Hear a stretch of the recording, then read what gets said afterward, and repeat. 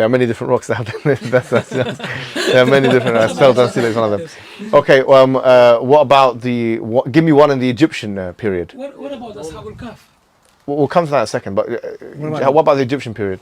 We were discussing about the Pharaoh. There was an engraving that says the heavens will weep for you, and then the Quran. Yeah, no, but that's not specific. That's not specific with specific names and phrases. So this is the level of detail you need to get if you want to make the point clear. What are you talking about? Like, what about the historical miracle of Pharaoh and King? We can get to that, but I'm just... If you're talking about names, I'm saying. No, I'm saying the stele here. We'll come to that in a second as well, but what did we cover today? Well, Ramesses II. So Ramses II, his son... yeah, because of an A. Merempeta. Yeah, beautiful.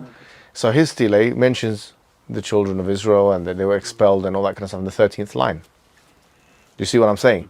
So, okay, it's commensurate. The biblical narrative, the Quranic narrative is commensurate with extra biblical information of an archaeological kind. And Zamzam. And then you've got, great. So on that point, actually, sorry, go ahead. The story of Hajar in the Bible, beautiful, as you said. excellent. So the biblical evidence to corroborate the Islamic story. So now we're using what you call triangulation, a corroborative method.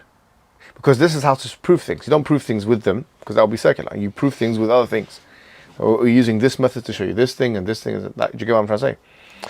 I've put a hadith in the group. Who wants to volunteer to read it? The whole thing. Yeah, because I want you to, we want to get the narrative right. It's a bit of a long one, actually. We can one paragraph each. So 3 people can do. Okay, I'll start, man. Okay, let's read Ibn it. Abbas. No, by the way, it's not as long as you think. Because Ibn Abbas anhu reported that Ibrahim alayhi salam brought his wife and her son Ismail alayhi salam while she was suckling him to a place near the Kaaba under a tree on the spot of Zamzam, at the highest place in the mosque. In those days there was no human being in Mecca, nor were there any water. So he made them sit over there and placed near them a leather bag containing some dates, and a small water skin containing some water, and set out homeward. So this is in corroboration with what so far? The water skin. Where did we read that again? Genesis. Okay, so both of them agree on this. Okay, keep going. Ismail's mother followed him, saying, "O Ibrahim, where are you going, leaving us in the valley where there is no person whose company we may enjoy, nor is there anything to enjoy?" She repeated that to him many times, but he did not look back at her. Then she asked him, "Has Allah commanded you to do so?" He said, "Yes." She said, "Then he will not neglect Just us." Point here. Amina Wadud, who's a feminist liberal, a Muslim, she very derogatorily, pejoratively, referred to Ibrahim a.s. as a deadbeat father. Why? Because of this story, yeah? Now, this excommunicates her or whatever, from the religion of Islam. But despite that from being the case, put that to the side. I mean, maybe she's drunk when she said it. I don't know. There's something else here, which is the following. What did we read in Surah Ibrahim, which shows his concern? Abraham, he had concern for his child. The future of their children? No, what did he say? What was the dua that he made to Allah? إني أسكنت من ذريتي بواد غير ذي زرع عند بيتك المحرم ربنا ليقيموا الصلاة فاجعل أفئدة من الناس تهوي إليهم. So he's saying, "Oh Allah, I done this great thing," and this is a kind of tawassul, in fact, if you think about it. Tawassul with the salihat. So I've done this great thing.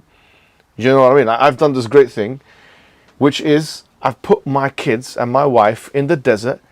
I'm using this to show you how committed I am to your cause. Therefore, make them safe. Make the people وَجَعَلْهُم مِّنَ الثَّمَرَاتِ لَعَلَّهُمْ يَشْكُرُونَ. Give them fruits, give them whatever, so that they can be grateful. So he was concerned. It wasn't like this psychotic behavior that is being presented by these new age frauds that pose as academics and attack some of the characters of the Quran. Do you know what I mean? The big characters, and they think they can still maintain a membership in Islam. This is absolutely nonsense. But this is just on this point because someone may think this. They say, how could the man, alayhi salam, how could Abraham leave you know, his children. Well, we know it wasn't the same analysis. Even إني رأيت في المنام إني أذبحك. Even worse, to be honest. I saw in the Test after test. yeah, I mean Abraham, as we know, and this mentioned in the Bible as well. I saw in my dream that I was going to slaughter you. فانظر ماذا ترى. The Quran says this. Tell, what shall I do? قال ستجدني إن شاء الله صابرا فافعل ما تؤمر. فافعل ما تؤمر.